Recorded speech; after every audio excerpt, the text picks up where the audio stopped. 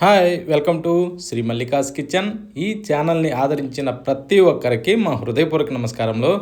ఇవాళ ఎగ్తో కొత్త రకం రెసిపీ చేశాను, చాలా బాగుంది. ఈ విధంగా చేస్తే రైస్లోకి కానీ, చపాతీలోకి కానీ, రోటీలోకి కానీ ప్రతి దాంట్లోకి చాలా అంటే చాలా బాగుంది.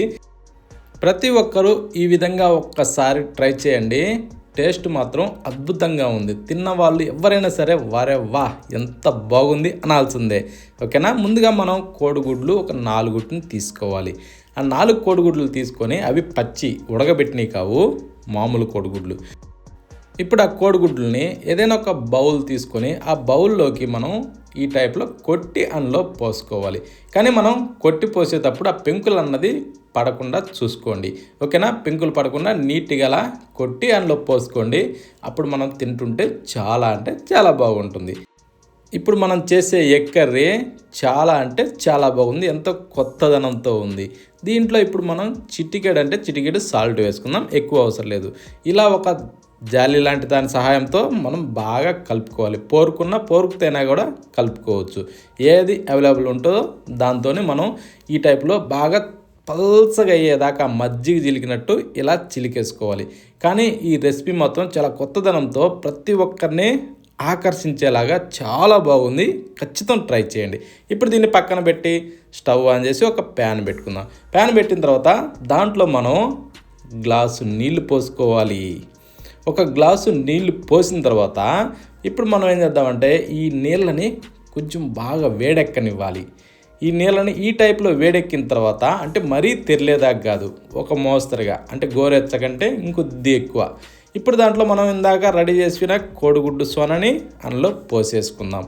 ఇలా పోసేటప్పుడు మెల్లిగా పోసుకోవాలి, విడిపోకుండా. ఒక్క దగ్గర పోస్తే చూడండి ఇలా ఈ టైప్లో బాగా ఉడకనివ్వాలి. అంటే సన్న మంట మీద ఇలా ఉడికిస్తే బాగా పొంగుతూ భలే ఉడుకుద్దండి. అడుగున అంటుకోకుండా ఇలా పొంగుద్ది. ఈ విధంగా వచ్చినాక ఇప్పుడు మనం స్టవ్ ఆఫ్ చేసేయాలి. స్టవ్ ఆఫ్ చేసి తీసి ఒక జాలి లాంటి దాంట్లో దీన్ని వేసేసుకోవాలి. అప్పుడేమవుద్దంటే ఇందులో పీల్చుకున్న నీళ్లు మొత్తం జారిపోతాయి. చాలామంది అంటూ ఉంటారు కోడిగుడ్డు నీసు వాసనని. ఇలా చేయండి, ఆ నీసు మొత్తం ఆ నీళ్ళల్లోనే వెళ్ళిపోద్ది. ఓకే.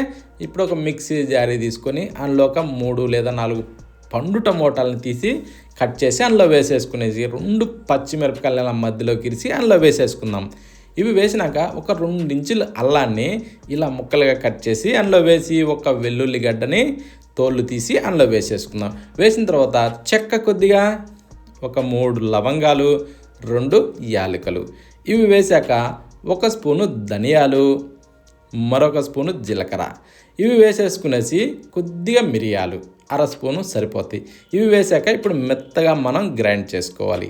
చూడండి, నీళ్లు పోసే అవసరం లేదు. ఈ టమోటాల్లో ఉండే నీరు దీనికి సరిపోతుంది. ఈ టైప్ వచ్చాక దీన్ని తీసి పక్కన పెట్టి మళ్ళీ స్టవ్ ఆన్ చేసి ప్యాన్ పెట్టుకుందాం. ప్యాన్ పెట్టాక ఇప్పుడు దాంట్లో మనం నూనె పోద్దాం. అదొక 3 టేబుల్ స్పూన్లు సరిపోద్ది. పోసాక కొద్దిగా వేడెక్కనిచ్చి 1 స్పూను జీలకర్ర వేసి ఆ తర్వాత ఉల్లిగడ్డలు ఒక 3 లేదా 4 ఉల్లిగడ్డలను ఇలా చిన్న ముక్కలుగా కట్ చేసి దాంట్లో వేసేసుకునేసి ఇవి మంచి కలర్ వచ్చేదాకా వీటిని వేగనివ్వాలి. ఇవి ఎలా అంటే మంచి గోల్డెన్ బ్రౌన్ కలర్ వచ్చేదాకా వీటిని వేగనిచ్చుకోవాలి. ఇలా వేగిన తర్వాత ఇందాక గ్రైండ్ చేసిన ఆ పేస్ట్ని దీంట్లో వేసేసుకుందాం. వేసిన తర్వాత అదే మిక్సీ జారీలో కొద్దిగా నీళ్లు పోసి అలా కుప్పిలిచ్చి దాంట్లో పోసేసి ఇప్పుడు మనం దీన్ని మంచి కలర్ వచ్చేదాకా అలా కలుపుతూనే వేగనివ్వాలి. ఇలా కలుపుతూ వేగిన తర్వాత సన్న మంట మీద ఇప్పుడు 1 స్పూను కారం వేసుకుందాం. మరి ఎక్కువ కావాలనుకున్న వాళ్ళు ఇంకో స్పూన్ వేసుకోవచ్చు, ఇబ్బంది లేదు. చిటికెడు పసుపు కూడా దాంట్లో వేసి 1 స్పూను సాల్ట్ వేద్దాం. ఇవి వేశాక ఇప్పుడు మనం మంచి కలర్ వచ్చేదాకా దీన్ని కూడా బాగా కలుపుతూ వేగనివ్వాలి. చూడండి, ఇలా ఒక 2-3 నిమిషాల పాటు ఇలా కలుపుతూనే బాగా వేగనిస్తే అందులోకించి ఆయిల్ రిలీజ్ అవుద్ది. ఆ టైప్ వచ్చాక ఇందాక ఉడకబెట్టిన ఆ కోడిగుడ్డుని ఇందులో వేసేసుకుందాం. ఆ కోడిగుడ్డు వేసిన తర్వాత ఇలా కొంచెం పెద్ద ముక్కలుగా కట్ చేసుకొని మరి నుజ్జు చేయకుండా అలా స్మూత్గా కిందకి మీదకి తిరగేసుకుంటూ దీన్ని మరి కొద్దిసేపు బాగా ఆవురుకొనివ్వాలి. అప్పుడేమవుద్దంటే ఈ కోడిగుడ్లోకి ఇది మొత్తం పీల్చుకొని సూపర్గా ఉంటుంది. ఆ తర్వాత ఒక గ్లాసు నీళ్ళు పోసుకుందాం, ఎందుకంటే మనకి గ్రేవీ కావాలి కదా, అందుకోసం.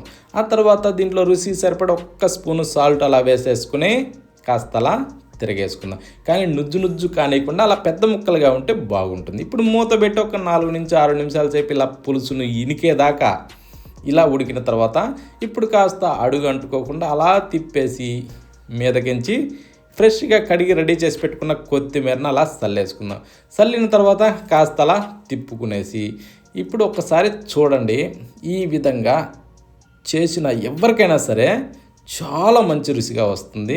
ఇది తిన్న వాళ్ళు ఎవరైనా సరే వారెవ్వా ఎంత బాగుంది అని ఖచ్చితంగా అని తీరుతారు. కానీ ప్రతి దాంట్లో కూడా ఇది నెంబర్ 1 టేస్ట్గా ఉంది. రైస్లోకే కానీ, చపాతీలోకి కానీ, పూరి, పుల్కా ఇలాంటి వాటి అన్నింటిలోకి చాలా బెస్ట్గా ఉంది. ప్రతి ఒక్కరు ఖచ్చితంగా ట్రై చేయండి. ఈ వీడియోని ఆఖరి వరకు చూసినందుకు ప్రతి ఒక్కరికి ధన్యవాదాలు.